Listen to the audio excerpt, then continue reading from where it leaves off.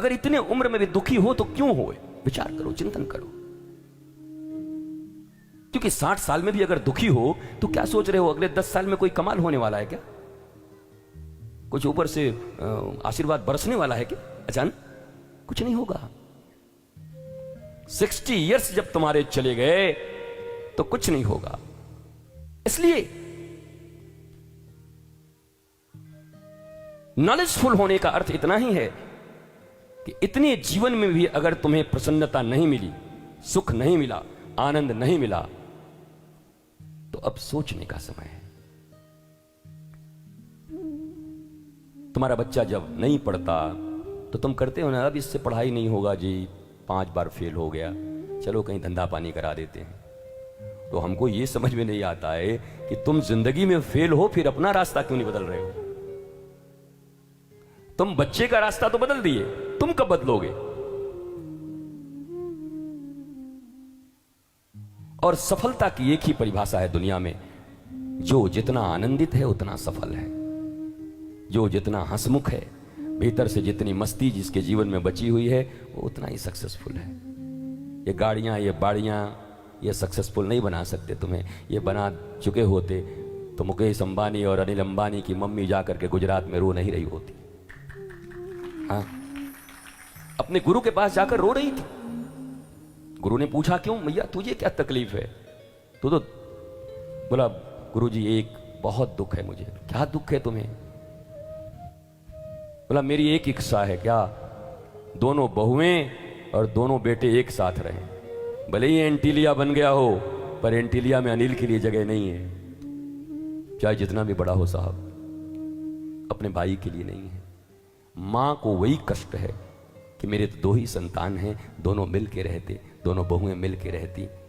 तब उस दिन उनके गुरुदेव ने कहा, आज मुझे पक्का विश्वास हो गया, भले ही धन के पहाड़ पे कोई बैठ जाए, लेकिन बिना ज्ञान और बिना संस्कृति के आनंद नहीं आ सकता इस दुनिया में किसी को, चाहे वो मुकेश अंबानी हो, चाहे अनिल अंबानी हो। ऑफिशियल बोल रहा हूं, 20 जगह बोल चुका हूं, उसको स्वीकार भी करते हैं वो। तो नॉलेज की कमी है, नॉलेज चाहिए ना।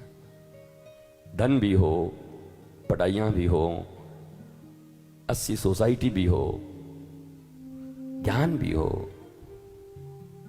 चीफ मिनिस्टर की कुर्सी मिलते मिलते रह जाए, उसके बाद भी मस्ती से बन चले जाए राम जी की तरह, मौज हो पत्नी को लेके। तो इतना ज्ञान जब जीवन में होगा तो तुम्हें कोई दुखी नहीं कर पाएगा। और याद रखना, चाहे रामचरितमानस पढ़ो, चाहे कृष्ण की गीता पढ़ो, महाभारत पढ़ो, कथाएं सुनो, इन सब का एक ही उद्देश्य है, अभी जो रिमोट संसार वालों के हाथ में है तुम्हारे, वो रिमोट तुम्हारे हाथ में आ जाए, तुम्हारी टीवी तुम्हारे अनुसार चले। बस इतनी सी बात है। तुम चाहो तो रो, तुम चाहो तो मुस्कुराओ, तुम चाहो तो नाचो, तुम चाहो तो गाओ। कोई बगल से दबा दिया रिमोट पड़ोसी और तुम रोने लगे, ऐसा नहीं होना चाहिए।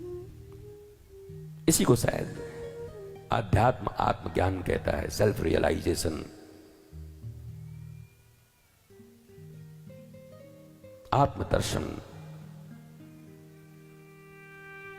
चेतना संपन्न, विवेकवान, विजडम। तो सेल्फ रियलाइजेशन जरूरी है। धर्म का मतलब यही होता है।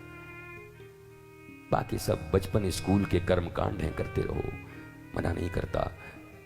पर किसी का बच्चा बचपन स्कूल में ही पढ़ता रह जाए 20 साल तक, तो उसको मंद बुद्धि कहते हैं कि पहली क्लास में ही 20 साल से है। तुम भी 80,000 कर्म कांडों में ही फंसे हुए हो।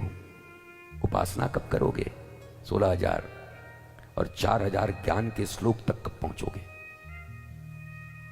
मनुष्य की जीवन 70 से 80 साल की है, इसी में तुम्हें उस 4,000 ज्ञान कांड तक पहुंचना है। तुम तो पहुंच ही नहीं रहे। 5 साल में भी डोरे बांध रहे थे और 85 साल के होकर भी डोरे ही बांध रहे हो। सेल्फ नॉलेज कब होगा? और धीरे धीरे विवेकवान बनो मेरे भारतीयों। धर्म के नाम पर हंसना, निंदा करना। गुरुजी हम लोग साइंटिफिक तरीके से जीते हैं, अभी तो बता दिया, साइंस का अर्थ भी बता दिया, धर्म का अर्थ भी बता दिया, स्पिरिचुअलिज्म का भी अर्थ बता दिया। कोई प्रश्न हो तो पूछ लेना। हार्वर्ड से ही तुम्हारे बेटे बेटी हो तो उनसे बोलना, पूछ लें। कभी अगली कथा में अभी कहीं जाएंगे वहां बोल देंगे, लाइव होता ही है, वो भी देख लेंगे सब।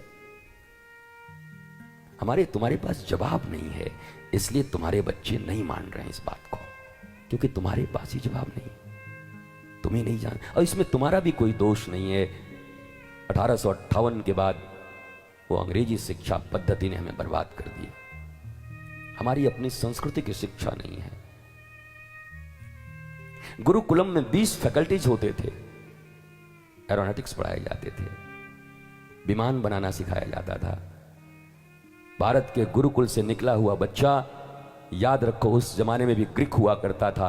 भारत के गुरुकुल से जब कोई स्टूडेंट निकलता था तो नौकरी नहीं ढूंढता था, बल्कि विदेशी लोग नौकरी करने आते थे उस गुरुकुल के बच्चे के पास में। और आज भारत एकेडमिक क्वालिफिकेशन लेकर के और अपने बड़े बड़े होर्डिंग और बोर्डिंग लेकर के, मार्कशीट्स लेकर के नौकरियां ढूंढता फिर रहा है। नौकरी, नौकर हो तुम कि मालिक हो? हाँ, दुनिया में लड़ाई मालिक बनने की हो रही है, तुम्हें इतना नौकर बनने का क्या तकलीफ है? और अगर नौकर ही बनना है तो फिर कुछ 80 जगह बन जाओ, ठीक जगह बन जाओ।